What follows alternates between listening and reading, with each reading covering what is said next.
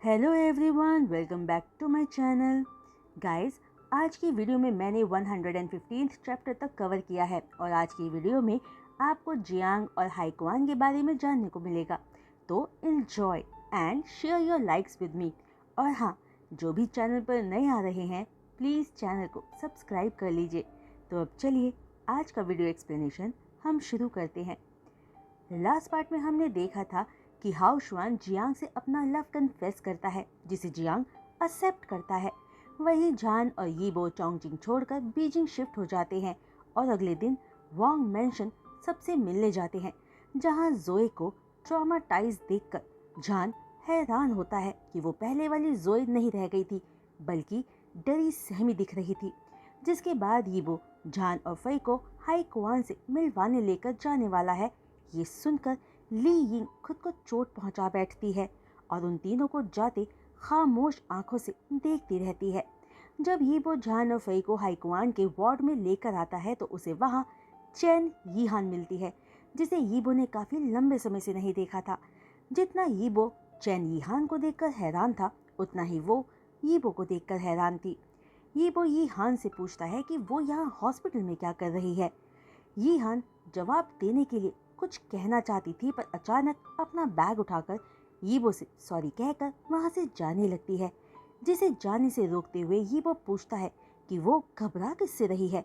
तो यीहान इस बात पर साफ मना करती है कि वो घबरा नहीं रही है।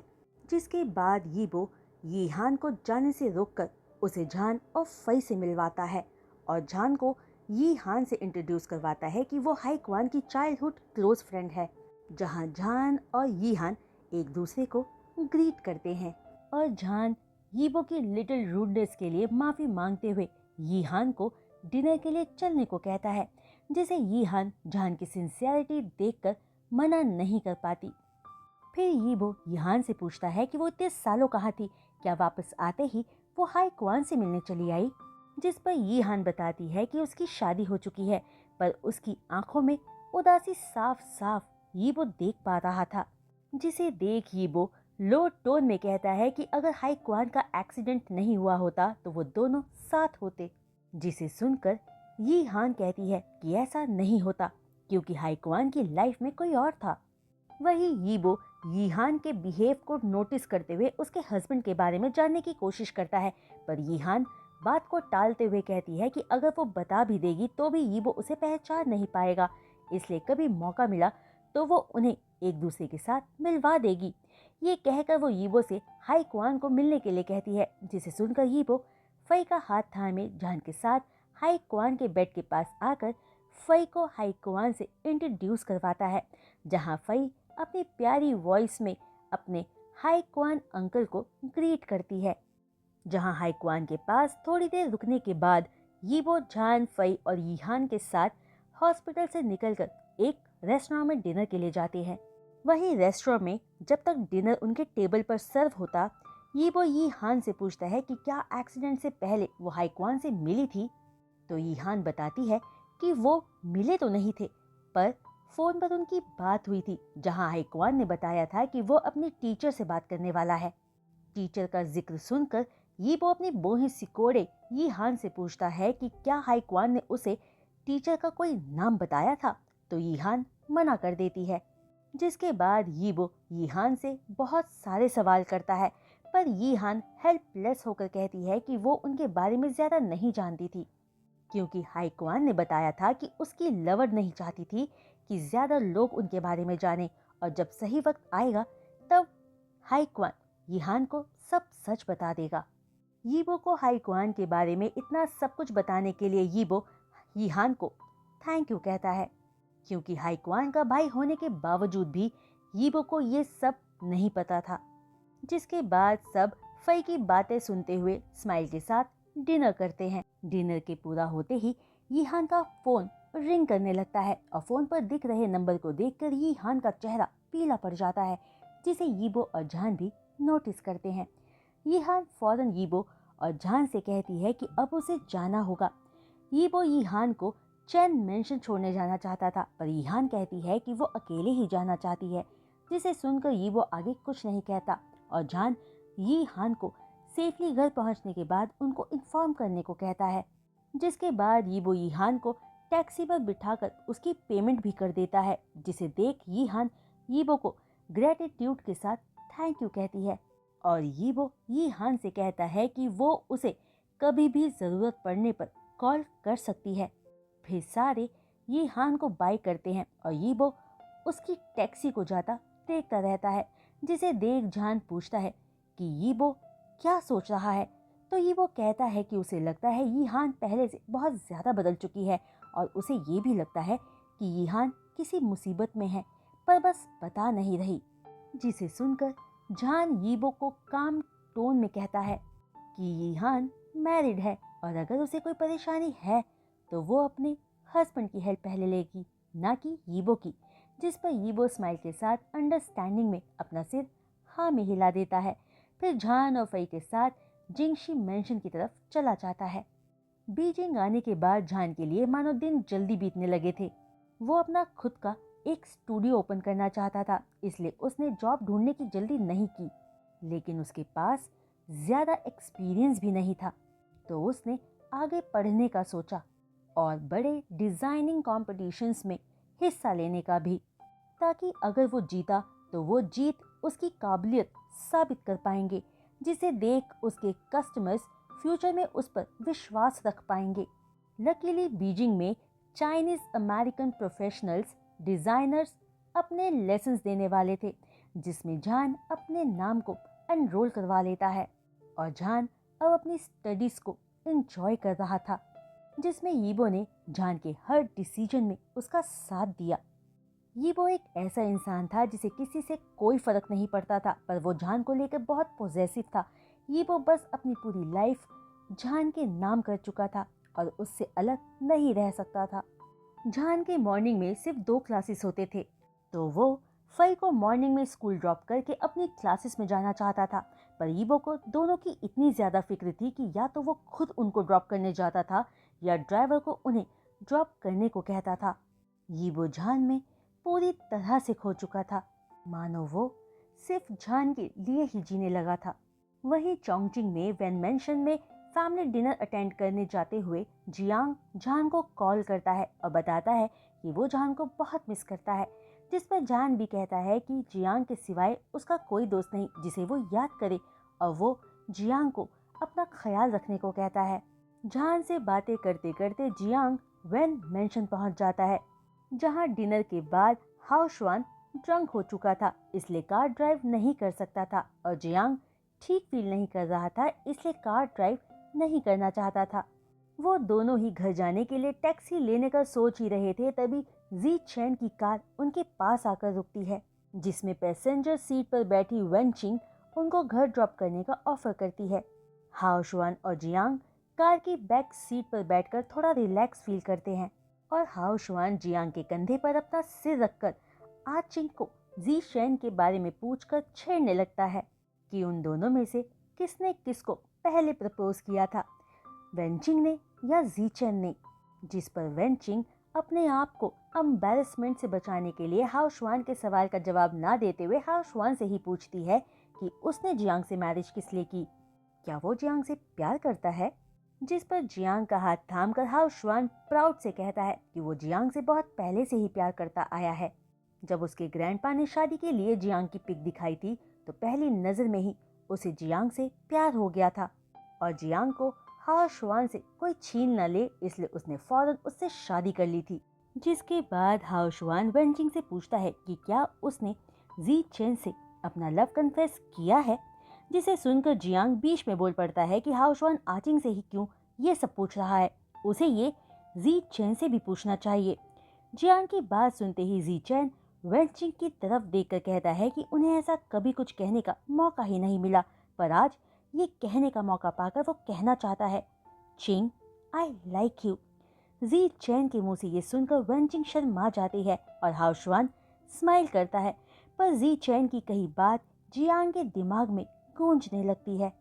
तभी जी चैन रियर व्यू मिरर से जियांग की तरफ देखता है, जो उसी की तरफ ही देख रहा था। जियांग की तरफ देखते हुए जी चैन अपने मन में कहता है, जियांग तुम्हें अपने पास्ट से बाहर आकर आगे बढ़ना ही होगा। मैं तुम्हारे लिए दुनिया की सारी खुशियों की विश करता हूँ जो तुम्हें अपनी लाइफ में मिले।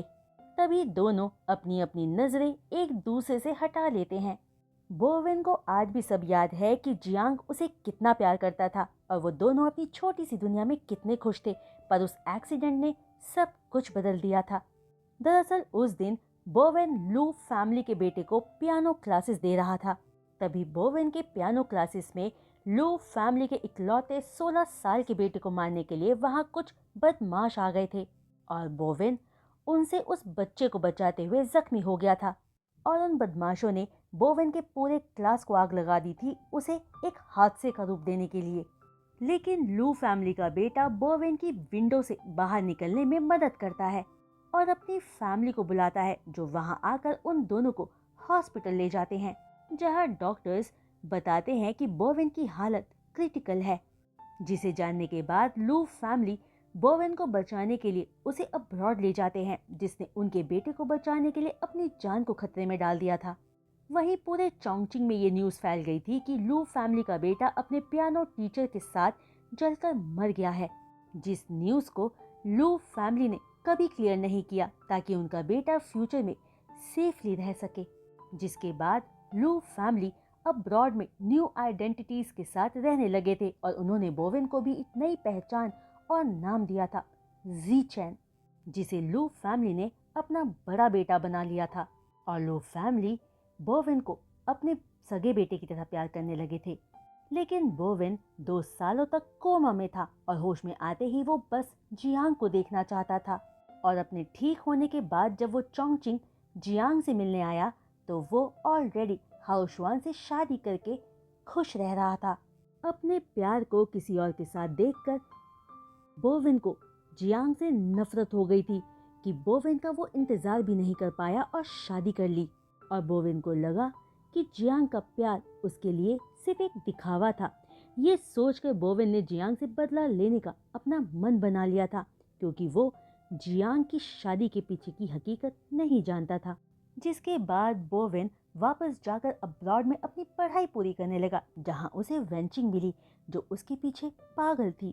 और जब बोवेन को पता चला कि वेंचिंग वेन फैमिली की बेटी है जहां जियांग की शादी हुई है, उसने वेंचिंग से दोस्ती कर ली। और जब वो पहली बार वेन फैमिली में आकर जियांग से मिला था तो उसका परेशान चेहरा देखकर बोवेन को बहुत अच्छा लगा था। सब कुछ प्लान के हिसाब से जा रहा था, पर गड़बड़ जियांग के हाई स्कूल की रीयूनियन पार्टी वाले दिन हुई, जब जियांग को किसी ने ड्रग्स ड्रिंक्स में मिलाकर पिला दिया था और बोवेन ने ठीक टाइम पर आकर उसे बचाया था। और उसी दिन बोवेन को पता चला कि वो जियांग को लेकर कितना गलत था, क्योंकि जियांग नशे की हालत में सिर्फ और सिर्फ बोवेन का ही नाम लिए जा रहा था। वो बोवेन को किस और हक करना चाहता था, उसे प्यार करना चाहता था। जियांग उसके लिए रोए जा रहा था। तब बोवेन को पता चला कि वो जियांग को लेकर कितना हार्टलेस था। जियांग बोवेन को कभी नहीं भूला था, पर वो बोवेन था जो भूल गया था कि जियांग उसे कितना प्यार करता था। जियांग ने तो एक पल के लिए भी बोवेन से प्यार करना छोड़ा ही नहीं था, पर वो बोवेन था जो जियांग के प्यार पर भरोसा नहीं कर पाया था। इसलिए बोवेन सोच चुका था कि जब वो अपने प्यार पर भरोसा ही नहीं कर सकता तो वो उसके लायक भी नहीं हो सकता। उस इंसिडेंट वाली रात से लेकर अब तक बोवेन जियांग से बात करने का मौका ढूंढ रहा था। वो जियांग को बताना चाहता था कि वो ही बोवेन है, पर बोवेन की मौका पाकर भी जियांग से बात करने की हिम्मत ही नहीं हुई, क्योंकि ये उसकी गलती थी कि वो जियांग पर भी विश्वास नहीं कर पाया। और अब जब जियांग ने अपनी लाइफ में आगे बढ़ने का फैसला हाओशुआन के साथ कर लिया था, जो जियांग को बोवेन से ज्यादा प्यार करता है, बोवेन की सच बताने की हिम्मत ही नहीं हुई, क्योंकि सच जानकर जियांग की खुशियां फिर उससे छिन जाती। और इन सब में वेंचिंग का भी दिल टूटता, जो हाओशुआन की तरह ही इनोसेंट थी, जिन दोनों की इन सब में कोई गलती नहीं थी।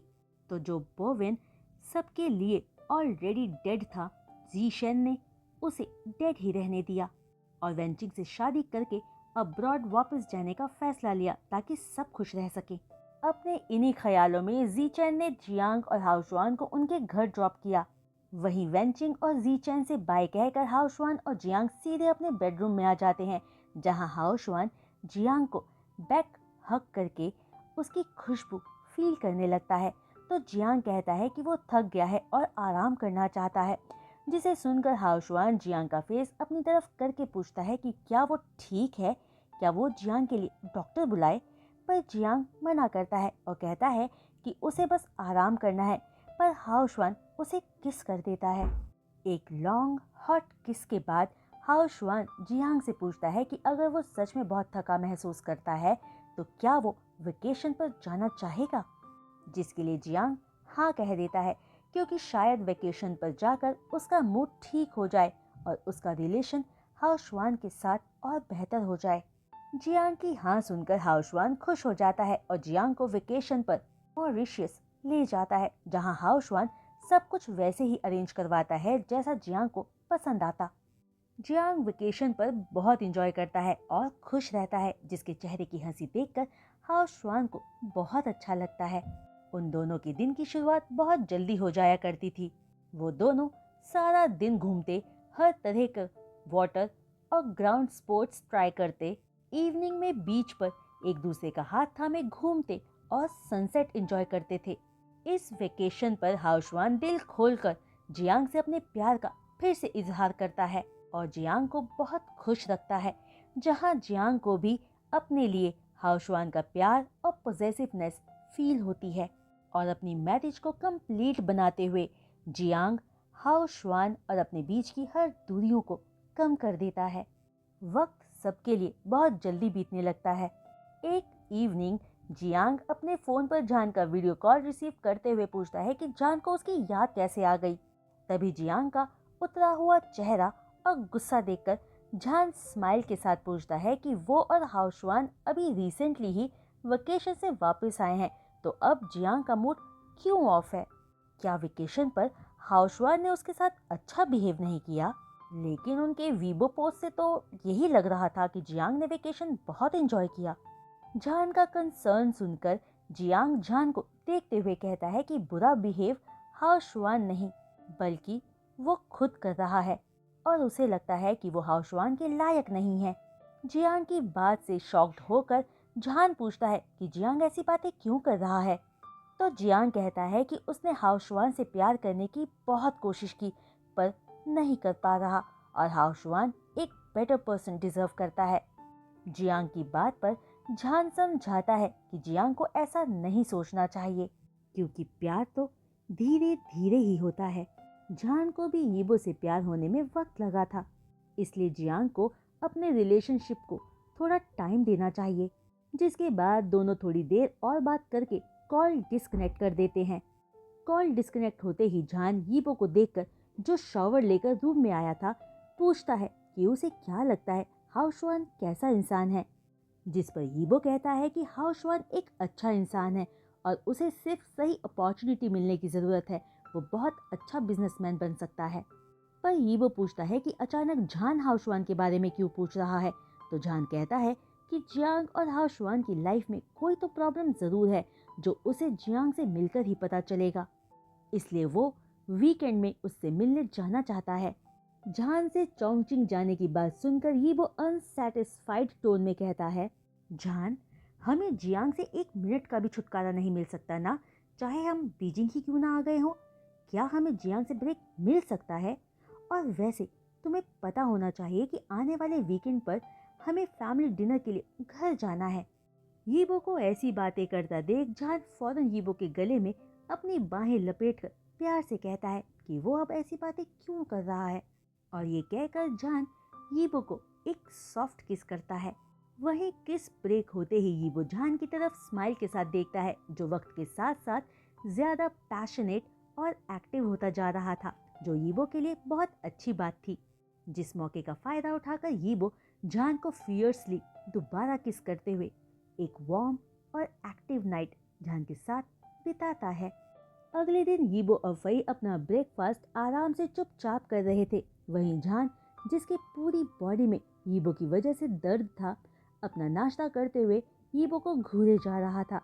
तभी फैंगशिंग वहाँ कुछ डॉक्यूमेंट्स लेकर आता है और जान के ब्रेकफास्ट के ऑफर को पोलाइटली मना करते हुए नीचे सिर झुकाकर यीबो से कहता है कि यीबो का दिया काम थोड़ा ट्रिकी है, तो वो पूरी कोशिश कर रहा है इंफॉर्मेशन निकालने की। फैंगशिंग की बात सुनकर यीबो अपना ब्रेकफास्ट कंप्लीट करते हुए पूछता है कि क्या अब फैंगशिंग को भी यीबो का दिया काम टफ लगने लगा है।